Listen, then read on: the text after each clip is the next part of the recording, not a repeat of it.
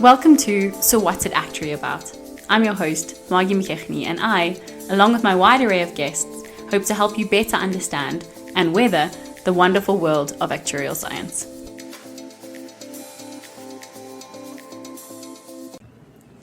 Hello everyone, and welcome to season 2 of the So What's It Actually About? I am your host, Margie, and I am joined by Kelly Josiah today. And Kelly, I would actually like you to introduce yourself. Tell us about yourself. Hi, Margie. Thank you for having me. Such a pleasure. Such a pleasure. Thank you for agreeing. Thank you for agreeing. Yeah, I think when you asked me, I was like, yes. Just said it because I was so honored, and I really am honored to be here today. So thank you for having me. Not at all. So my name is Kelly, as you mentioned. I am the new student support and advisor in the Department of AXI, DCT. So essentially, I'm the new Nicole.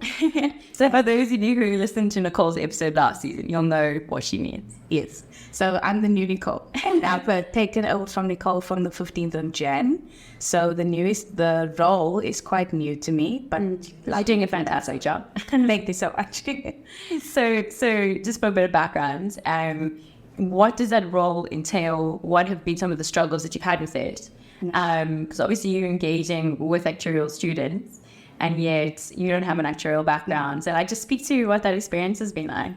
Yeah, so I'm actually an HPCSA registered organisational psychologist. And so it's been challenging because, like you said, I don't come from an actuarial science background. Yeah. And I studied organisational psychology at UCT for 7 years, essentially, altogether. Sure. So, Hardworking.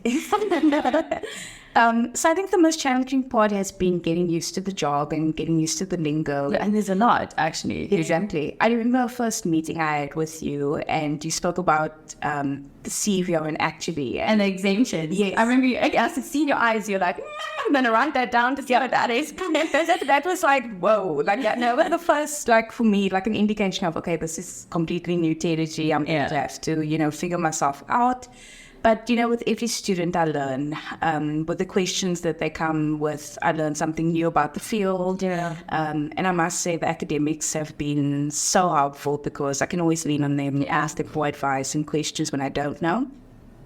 So the most challenging bit has been that part, getting used to, their lingo, their jargon, and getting used to the way they function and work. Yeah. And, but yeah, it's been a great learning curve for me. So one of the reasons I asked you to be on the podcast is because the podcast, in essence, is supposed to be student support, right?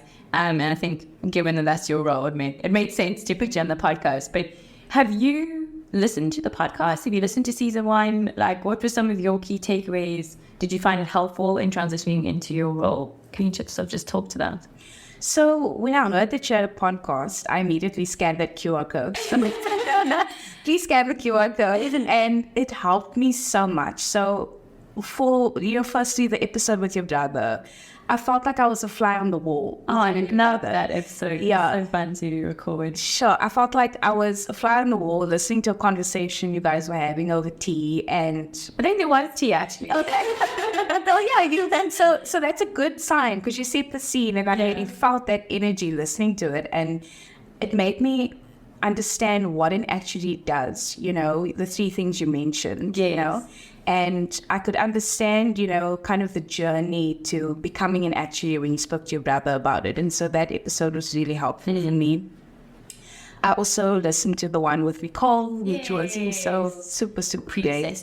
Yes, my predecessor.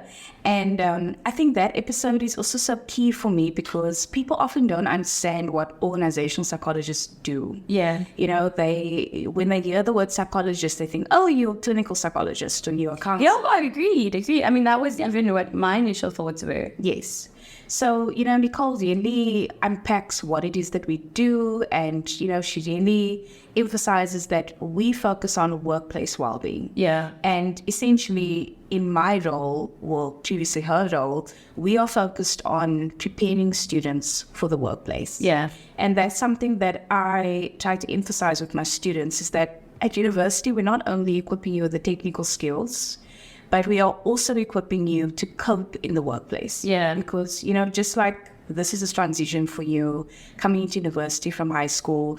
When you go from university to the workplace, that's going to be another transition for you. It was massive. Yeah, and it's huge.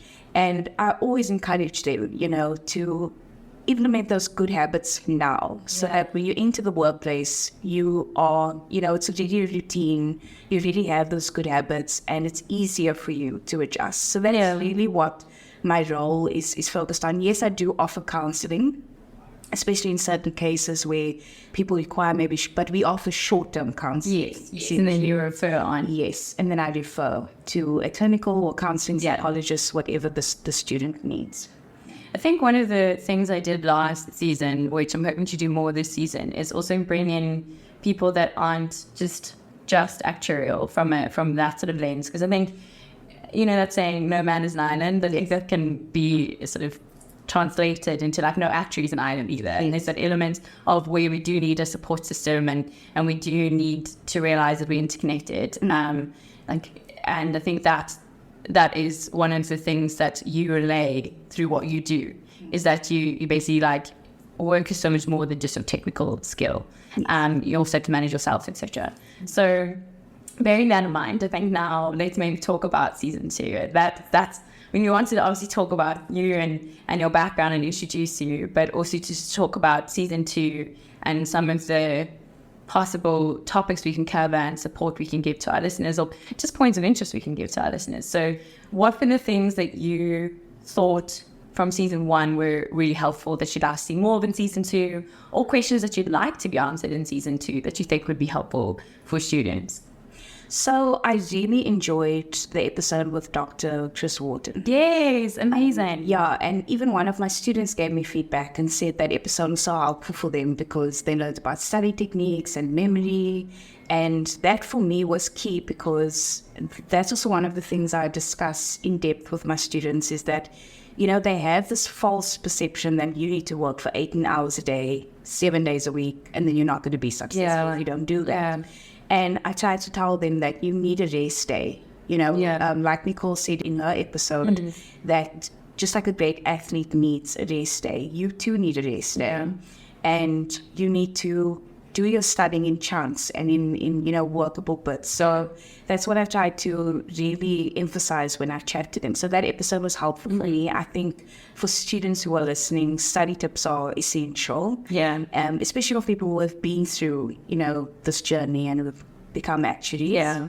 Even for me, it was, especially in my role, it was really great to hear my colleagues. So of course, there's a majority who are actually on the podcast. I'm so glad that they were willing to do that. Yes, that was wonderful. Prof. Shura and listening to Peter and Desami. Yeah. It was so good to hear their journey. And that you wouldn't naturally, know about it. Exactly. Someone had unpacked those stories. Exactly. And it was nice to listen to the challenges that they've gone through. And I think, for me, students need to hear that. Yeah. They need to hear the real stories.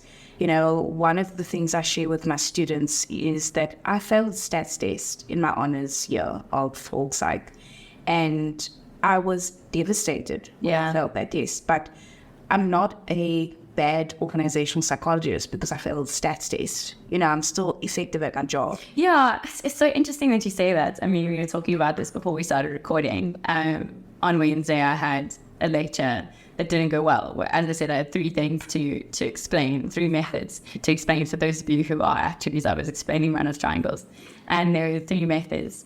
And there was the chain ladder, and there was the von Matterfersen and the ACPC. And I explained the chain ladder, and it was going so well. And then I got to the ACPC, and I had modeled this Excel. And I opened the Excel, and I started explaining it to my students. And I was like, hold on. I don't know what I'm doing. I don't know what I'm saying. I'm confusing them. I'm confusing me. And I actually got quite panicky. And then I was just like, you know what? Let me take a step back.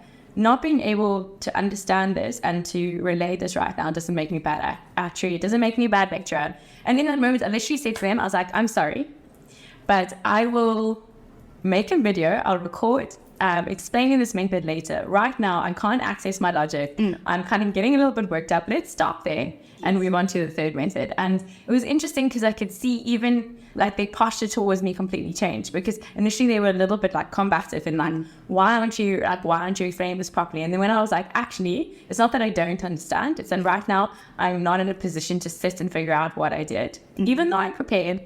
And so I will explain it to you later. And I did send it later. Yes, I was upset afterwards because I care about these things, but it's like I'm a human. And I actually shared that story with my first years yesterday. Yeah. That was a fourth year lecture. And I shared it with my first years yesterday when I lectured them. And I was like, just for encouragement, like I'm qualified and I still get things wrong and I fail. And you pick yourself up after it and you say, this doesn't define me, and etc. So I'm hoping that encouraging sort of lens or thread comes through in the season, because I think something I've realized through the podcast and having engaged with people about it is that it's encouraging. Yeah. And every person has had aspects of their story, whether they became an actuary or not, that were difficult, that they have to overcome. And so often we see the finished product of what a person is, and you don't see the things they struggled with. You know, like I had someone say to me, oh, you're qualified actually, it's so impressive. And I'm like, oh, I failed numerous things to get here. I didn't pass my mentorship exam the first time I wrote it. Yes. Like I make mistakes all the time, and yet you don't see those things. And I think that's what I'm hoping to do in this season. So something I did last season, I don't know if you remember, I did the becoming and the being. Yes. So so that was my alliteration. Now I'm moving on to some aspects this season, and I'm doing explaining and expanding. That's my two sort of buckets. Fantastic. And so explaining is kind of like your becoming, where I explain, for example, you know, other parts of the actuarial journey, whether that's communicating as an actuary, which is a very, very important skill, which a lot of actuaries, I think, underemphasize. And then expanding in things like looking at AI and like the role of AI in being an actuary, or does it replace being an actuary, and that sort of thing. But fundamentally, I wanted to be encouraging, because if it helps one person, then it's done its job. Exactly. And I think it's a weird thing to me, because I do feel that and you can maybe speak to this as well, like you feel like you put yourself out there. Yeah. But then I kind of have to reframe it and be like, actually, it's not about me. It's about those who are listening, and offering encouragement to them. And what's been so interesting through the process is I have been encouraged too. Yeah. You know, so what other things would you like to sorry, I've gone like a little... No, it's not at all. What is it that you would like to hear more on the podcast? I mean, you've spoken about study tips, you've spoken about sort of various stories and that sort of thing. Do you think that there's other sort of support systems or encouragements that would be helpful, or what are your thoughts there? So I think for me, a big one would be, you know, addressing this fear of failure. I would love to hear more about that, because exactly what we've been saying, failure is not the end of the road. And I think, especially with first years, you know, they're coming from high school, they are top achievers, they are high performers, you know, they really are used to grasping concepts quite quickly. And when they get to university and they can't, and they take a while to understand something, they start feeling like, am I a failure? You know, what is wrong with me? And I really would like to address that. I think some other things would be, again, addressing the transition. You know, even with my master's students, they are now transitioning from undergrad to postgrad. Yeah. And I said to them numerous times in consultations, you know, in postgrad, they really teach you how to think. You know, they're not teaching you what to think. And that is a huge shift, because... But that's education in essence, right? Exactly. I'm not telling you what to think, but I'm shaping your mind so that you can kind of take that on yourself. Exactly. I feel like, you know, sometimes we are so used to receiving information, we memorize it. And sometimes exams really test your memory more than your understanding. Which is not, it's not telling true. It doesn't mean that you necessarily are in a space then to apply that in a given role, which is of concern, especially if you are doing something very practical. Exactly. So I always encourage them that, you know, in the beginning, it's going to be difficult, because any transition is challenging. Yeah. And so you need to give yourself time to adjust to that. Then now you are being challenged to think about how did I get to the solution? What is another way that I can find a solution? And yeah, it takes time. So I think I would love more of that also to be on the podcast so that people really understand, for me, if people can just know that they're not alone, that their experience is not unique.